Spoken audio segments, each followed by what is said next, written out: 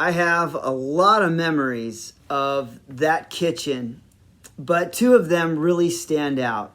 Hello, everybody. My name is Bishop Friesch, and I want to welcome you to my life through music, where I talk about the songs or music that was either there at the time or describe certain feelings, emotions, or situations that I found myself in throughout life. And the song that does just that is Photograph by Def Leppard, released in 1983, which is a great song and a great record. I mean, there's so many hits on that.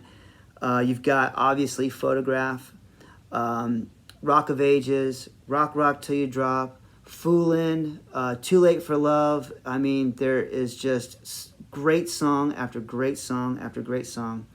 And basically, Photograph, in a nutshell, is about a girl who is just too much.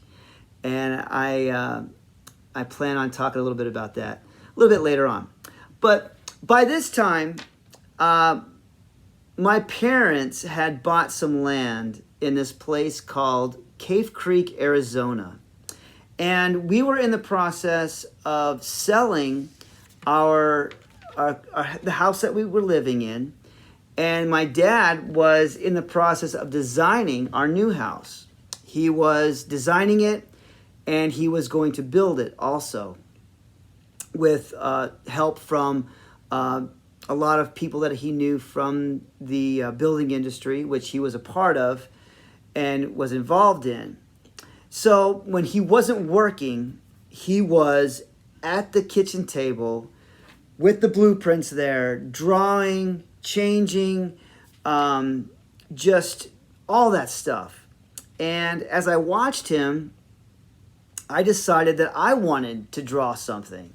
And so one day I said to him, I said, hey, I want to draw something. Can you teach me how to draw something? And he was like, well, what do you want to draw? And I wanted to draw the coolest thing that I owned at the time, and that was the record cover of the hottest record of that time. And yes, it was Def Leppard, Pyromania, which I still have that same exact record that I used to make my drawing, which is right there. And 37 years later, I still have it. It's one of the few that didn't get lost or just made it. And I'm really glad that it did. And if you look at it from a, I don't know what you want to call it, but from a drafting standpoint or drawing standpoint, if that's your first project, it's not bad, because it's got, if you look at it, and I'm looking at it through the monitor here, it's got a lot of straight lines, and it's not too bad. You've got the circle of the crosshairs and the fire, which is a little bit more high tech and difficult. But if if you're guided by the right people, like I was by my dad showing me how to do this, it can be done. And it turned out really well, and I was very surprised when I finished it, and it looked exactly like the picture, the album cover. And my dad sat with me, and he showed me how to use a T-square, and he showed me how to tape the oversized paper onto the table, the corners there, so it didn't move. And he taught me how, what proportion was, and how to get everything to looking just like the original. And it did turn out really well. The only thing that I do wish was that I had that. I don't know where it is. I don't know what happened to it. But that would actually be really cool. And but I don't know where it is. But the second thing, and that was life-changing, because going through that process of moving out of that house and going to a new school, I was able to meet so many new people, so many awesome, friends that I made during that period who I still talk to, some of them I still talk to this day. But it opened my mind not only to life, but it opened my mind to music, and just, it really was a big leap for me. So it was life-changing in that way. The second thing that happened in that kitchen, this kitchen, let me just stop for a second. This kitchen was really ugly. It was really ugly. It had, and what made it ugly, the only thing that really made it ugly was it had a thin layer of carpet in it, in the kitchen. I mean, who does that? I never heard of that. But yes, it was there, and it was ugly. It had black, orange, and white in the colors. The only cool thing about it was it had these really awesome shapes that were like stamps in a pattern that looked like a Buddhist mandala. And I think what that is that it's like the symmetrical, design and shapes that they make. And it reminds me of that. When I saw that, I'm like, oh my gosh, that looks like the kitchen floor, when I saw one of those. But by this time, I'm 12 and a half, maybe going on 13. And I'm, my brother and I, we have had, plenty of babysitters, in our day, from my grandfather all the way up through, the time that I'm talking about. And, we didn't need a babysitter. I didn't think we needed a babysitter. I mean, I was 12 and a half, at the time, and I was able to take care of me and my brother when my parents went out, but no, my parents weren't going to have that. They were like, someone's going to sit here with you because, we don't want you burning the house down. We don't want you killing each other. We don't want you, whatever. We need somebody there to call the fire department. We need somebody there in case you guys do something crazy. And we were fully capable of doing all of those things. But this babysitter was drop dead gorgeous. She was beautiful.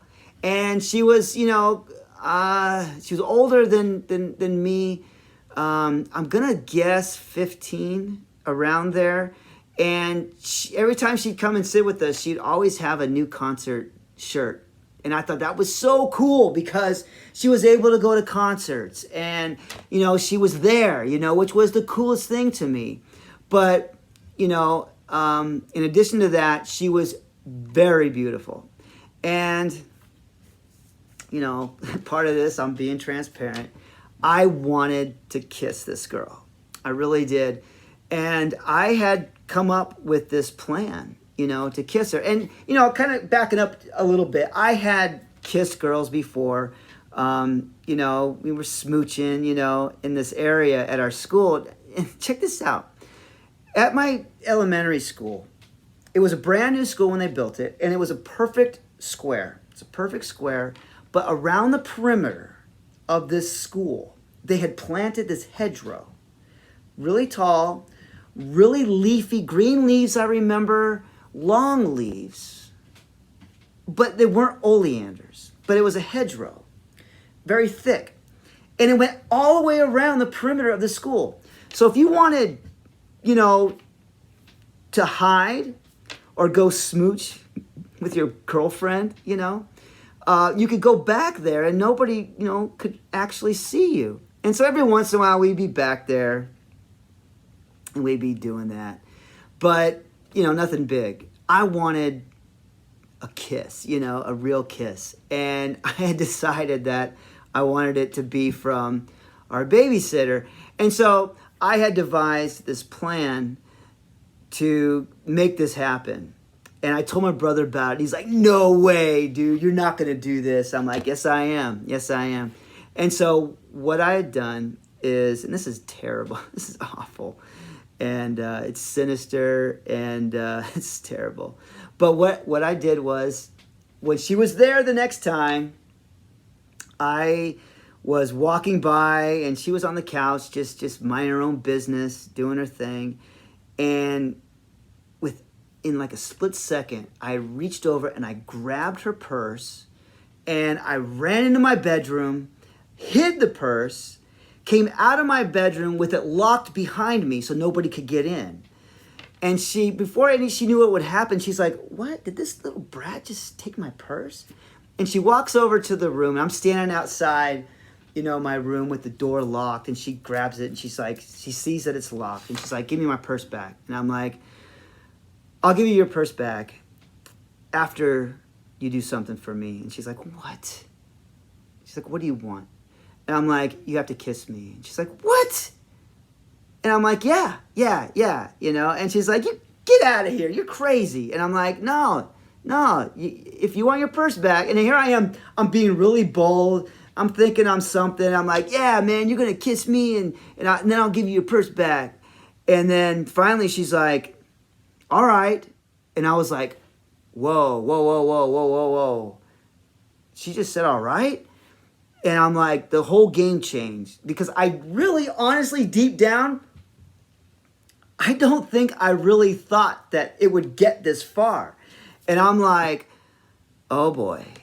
And so I'm like, I started walking and I walked into the kitchen and she follows me and she's like, okay.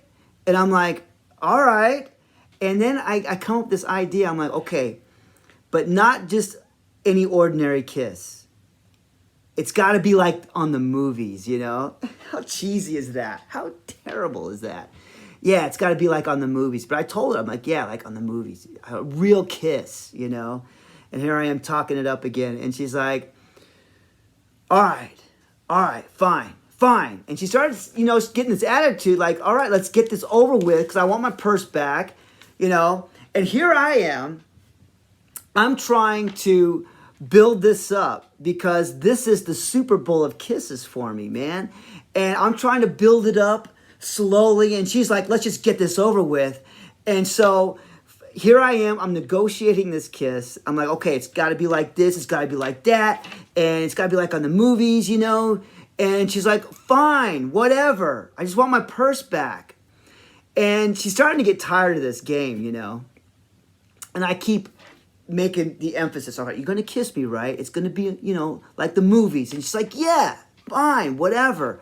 And she's standing there and she's got her hands on her hips and she's like looking at me as if to say, all right, what are you going to do? And I'm like frozen. I'm frozen.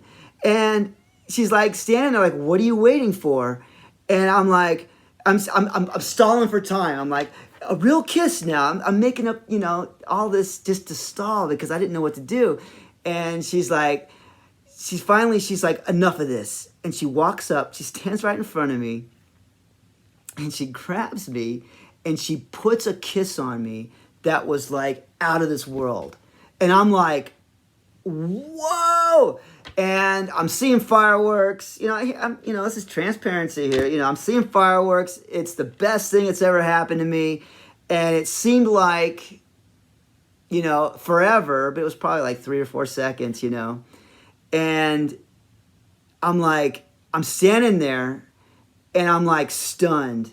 And she steps back and she's got her hands on her hips and she's kind of looking at me and kind of doing this, as if to say, is that good enough for you? And I'm like, oh my God, and she goes, how is that? Real sassy. And I'm like, yeah, that was it, man. And so I'm still collecting myself, and she's standing there with her hands on her hips, and she's looking at me, and she points to my room, and she goes, now go get my purse. And I'm like, okay. And I slowly walk off. I'm processing this. I get back into my room. I get her purse. I'm walking back like a zombie because I'm still trying to figure out what the heck just happened. And so I bring her purse back. I give it to her. And I'm just like, oh my gosh, what just happened? And, I'm thinking to myself, after all this happened, I'm thinking to myself, man, if I'm going to get into this kissing thing, I need to tighten up my game because I thought I knew something about this. and here is this new world opened up to me, and it was really cool. It was really cool, and you know, she didn't have to do that. You know, she probably, you know, it was nothing to her, but to me at that point it was everything, you know, and it was cool. It was really cool, and I'm glad that she did. I'm glad that she did that, and you know, like the song says, you know, look what you've done to this rock and roll clown, you know, and that's what I felt like. I felt like a clown because she made me look like a clown because I thought I was about something, you know, and I don't have, you know, obviously a photograph like the song suggests, but I do have that photograph in my mind of that sassy, you know, high schooler just standing there with her hands on her hips, you know. Was that good enough? And it was like, oh my gosh. And you know, this is why, you know, I do this, and this is why, you know, this song is where it's at in my life through music playlists, because I can actually listen to the song. I can go to any of these songs, any of the songs that I've talked about in the past, or any of the songs that I'm going to talk about in the future. I mean, they're all laid out. I've got the notes, you know, and I've got all the songs selected, and I know what I'm going to talk about. But I do this so I can relive those memories, so I can go back, and it's awesome. But I also do this because I learn more about myself, and I gain self-knowledge through this process or project or exercise, whatever you want to call it. And I do this so that I can learn and be, you know, the best, you know, version of myself. Whether it's for, you know, my family, whether it's for work or friends that I know, or, you know, for whoever ultimately ends up, you know, maybe watching this, you know.